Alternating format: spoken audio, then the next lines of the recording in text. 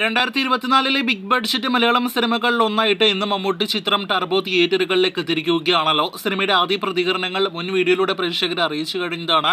ആദ്യ ദിവസം തന്നെ ആദ്യ ഷോയ്ക്ക് ശേഷം തന്നെ പോസിറ്റീവ് അഭിപ്രായങ്ങൾ എല്ലായിടത്തു നിന്നും നേടിയെടുത്ത മമ്മൂട്ടി ചിത്രമായിട്ട് ടർബോ മാറിയിരിക്കുകയാണ്. ഒരു പക്ക മാസ് ഫാമിലി കോമഡി എന്റർടൈനർ സിനിമയായിട്ടാണ് ചിത്രം തിയേറ്ററുകളിലേക്ക് എത്തിയിരിക്കുന്നത്. സിനിമയുടെ ആദ്യ പ്രദർശനം കഴിയുമ്പോൾ സിനിമയ്ക്ക് ഏറ്റവും കൂടുതൽ പോസിറ്റീവ് ലഭ്യമായിരിക്കുന്ന സിനിമയിലെ പ്രധാനപ്പെട്ട ഏരിയ എന്ന് പറയുന്നത് തന്നെ സിനിമയിലെ ആക്ഷൻ രംഗങ്ങളാണ്. മോളിവുഡിലെ തന്നെ സമീപകാലത്തെ നല്ല മലയാള സിനിമ ഇൻഡസ്ട്രിയിലെ തന്നെ ഏറ്റവും മികച്ച ആക്ഷൻ സിനിമ കൂടിയിട്ട് ടർബോ മാറിക്കഴിഞ്ഞിരിക്കുന്നു എന്ന് ആദ്യ പ്രതികരണങ്ങളിൽ നിന്ന് വ്യക്തമാകുന്നു. അത്രയ്ക്ക് നല്ല അഭിപ്രായങ്ങൾ, അതോടൊപ്പം തന്നെ അത്രയ്ക്ക് ഹൈലൈറ്റ് എല്ലാം തന്നെ സിനിമയിലെ ആക്ഷൻ രംഗങ്ങൾ മാറിക്കഴിഞ്ഞിരിക്കുകയാണ്.